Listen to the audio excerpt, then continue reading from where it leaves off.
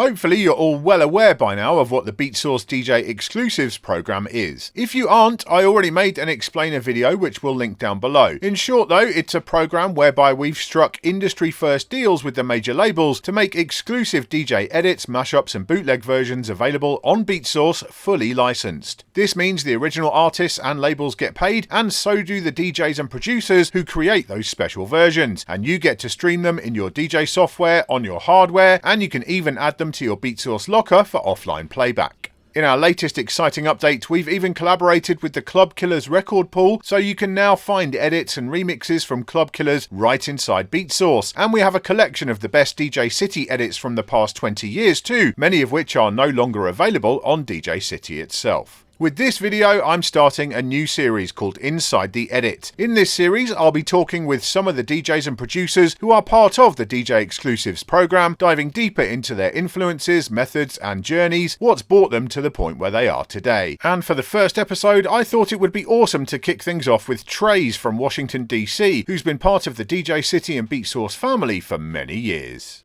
So for the first episode of Inside the Edit, I am delighted to be joined by Trayze. Now Trayze, you're going to be very familiar to the DJ City audience, the Beatsource audience, because you've been part of the DJ City and Beatsource family for a long time. And I'm now delighted that you're part of the DJ Exclusives program with us at Beatsource. I'm just super hyped to have guys who are doing edits and mixes like you being part of it. You know, it just widens out the scope of what we're doing, and I'm so pleased about it.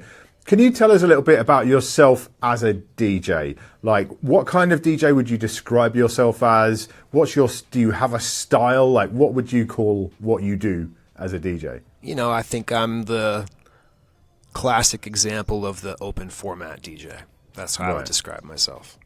100% of my gigs are traveling. It's a combination of big nightclub events, festivals, concerts, and then I do some tour DJing as well. Right now I tour with a band out of Mexico. I've been with them for like going on 11 years. They're called Plastilina Mosh, so I do all the scratches in their songs and samples. I open up the show. I do some Ableton playback. So yeah, like it's a mix of everything, all different types of DJing. So creative stuff, ultimately, right? Yeah, and I have the opportunity to do some like longer sets, some open to close stuff at least once a month. I'm doing a ton of vinyl sets also. The last like 5 years I've been doing a lot more. Yeah, so just doing like a good mix of everything. So how long then had you been DJing before you started making your own edits and remixes of stuff? Because for many DJs, it's like a natural progression, but it's not something that necessarily starts straight away, right? Yeah, so I'm a musician before I'm a DJ. So all through grade school, I was playing instruments. Like my mom had me playing cello. I took drumming lessons. I played in the jazz band in high school. So I've played like lots of different instruments my whole life: piano, cello, drums, guitar. So I'm definitely a musician first. DJing came second. Right. And so I was always like making beats. The remixes and edits didn't really start until I would say like early 2000s, maybe like 2003, 2004. Like right before Serato hit was when that started. Yeah. And then because I guess prior to Serato, it was hard to play them, right? And that's the thing, that you had to like burn a CD or whatever. You know, it was a bit more tricky. Right. And I always had like a portable Discman, or actually for a while it was a mini disc player that I had edits on. Love me a mini disc. Yeah. And then in 2008, which is like ancient history now, I switched to Ableton Live. Well, I was going to ask you, right, what was the software that you were using for your edits and remixes in the beginning? It was like Acid and SoundForge. And then, yeah. And then I was on Pro Tools for quite a while. I was doing stuff. I had like an M-Box and all that. So Pro Tools guy for a while. And then in like 2008, when Ableton Live 8 dropped, somebody was like, yo, you got to check out Ableton. I want to say it was DJ Hostility from DC, Carlos. Shout out to him. I haven't talked to him in years. But he was like, yo, you got to check out Ableton. And it was interesting to me because the way I learned it initially, it's like a live performance software. That's why it's called Ableton Live. Yeah. It was its original intent was not really as a recording beat making DAW.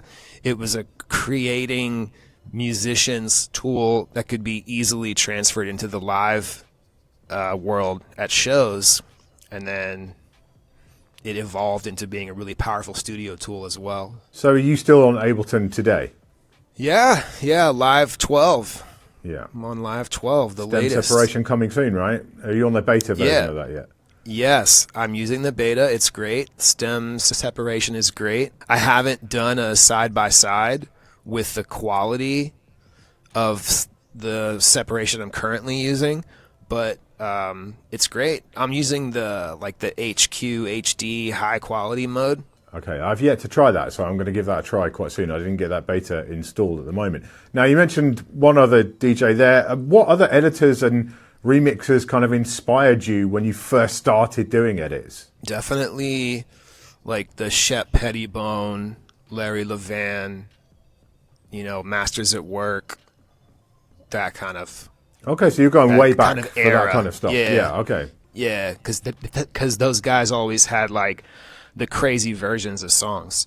And then, just like the local homies were making like little intro edits and tools and stuff here and there, and we would always share. And there was a lot of stuff floating around on like Hollerboard days, crazy remixes and edits. So that would be like my earliest inspiration. And then also, just the like so many years of amazing dance remixes, hip hop remixes of songs from like Premiere to, Dave All Day and anything all over the map. Like I can get inspiration from so many different people and places. Do you think there's a signature kind of sound or style that your edits have that kind of make them stand apart from other people's stuff? Man, I don't think that there is. I've been told there is, but I make music in so many different styles and genres, and I even treat it like an exercise. Like, I haven't made anything in like a Miami-based style in a while, so I'll like zero in on one genre and learn all the sounds and learn all the classic songs and learn how to like remake all the patterns and the beats and then go and take that and make them my own. So I don't think I have my own I wish I had like a signature sound, but I can't pick a favorite. So I don't, and I also don't want to be like pigeonholed. I would always rather be known as the guy that like has a bit of everything and can make really quality stuff in any style. It sounds to me like you still really approach editing and remixing from a kind of producer or musician perspective first of all. Do you think it's important for DJs who want to get into editing and remixing to come from that kind of direction towards it and actually get some, foundational music production skills before you start messing around? Or how do you feel about it? That's a great question. I approach it as making useful tools and let's say from more of like the DJ edit, DJ tool standpoint, and also from the remix standpoint, I'm always making things for me, for myself, for my DJ sets, for my tastes and my style and things that I like. And if other people can benefit and enjoy them and like them too, that's great. So I would say that's the mindset I have always when I sit down to make anything. And I think that's also the mindset of any type of musician that sits down to make music, is they're going to make their art. And if somebody loves it, that's great. And if nobody loves it, it's still there. It exists. It's something they made. From the DJ standpoint, if I'm making like a more specific DJ tool for a DJ set, then I'm definitely approaching it with a little bit more of the DJ brain in terms of like, where is this supposed to fit in?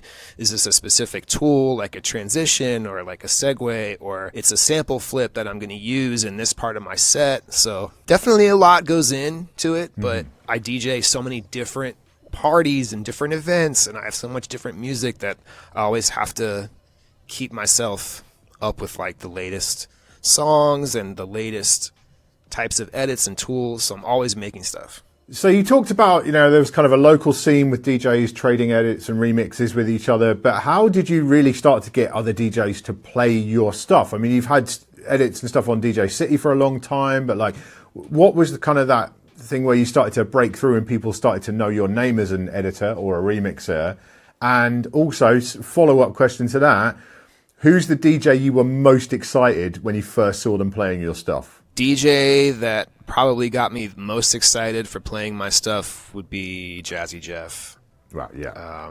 Fair enough. That was like a big one. And then as far as like sharing, speaking of Jazzy Jeff, he's big on this, sharing. I started out just building a mailing list, email list. So this goes back to like 07, 08. I had this crazy mailing list and I just emailed out like, it didn't used to be so regular. I might have sent an email like 4 times a year, but I would just send out a regular email like, here's my edits. And I did that for months and months and months, and the email list built and built and built and grew. And then I had like a sign-up sheet on my website. And then, in the early SoundCloud era, like 2011, 2013, I would have all of the download and buy links go to signing up to a mailing list. Everything always shot back to the email list. Mm-hmm. So that's how I was able to build up all of the people downloading and playing through the mailing list. And then eventually, I think I want to say like 2013, 2014, I started sending my stuff out to record pools. And DJ City was one that like really embraced me and would post a lot of my stuff. They didn't post everything, but they posted like some things. And then, by 2014, I was like on the team. Absolutely. Well, now you're on the team with the Beatsource DJ Exclusives program, which is obviously a completely different thing from anything 10 years later. Yeah, it's anything that's existed before, right? It's completely new. So, the artist gets paid, the label gets paid, the remixer gets paid, and you're part of that whole thing now. You're part of that program. What kind of got you excited to join the DJ Exclusives program? It's kind of like the evolution of coming from the record pool side into the streaming era.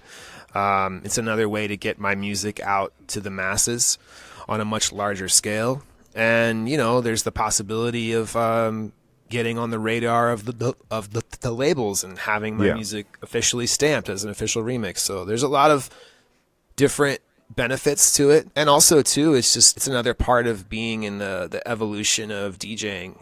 From the technical side, from the mechanical side of like software and integrating streaming, and now I have my music on another platform. So no downsides for me, and it's a great way to get my kind of bootleg or unauthorized work legitimized through a platform that's dealing with the labels directly. So it's great.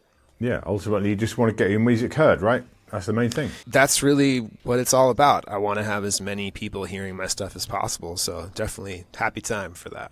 Amazing. Trayze, again, so pleased to have you on board with the DJ Exclusives program. You can check out Trayze's exclusives on Beatsource right now, streaming mini DJ software. Let's go.